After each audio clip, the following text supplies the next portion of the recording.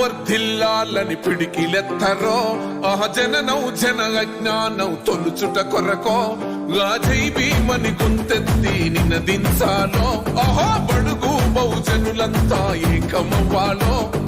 విశ్వవ్యాప్తమయ్యింది ఆయన ప్రతిమా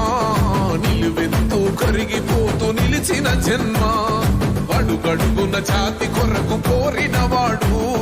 పీడిత జన కోసలనే తరిమినవాడు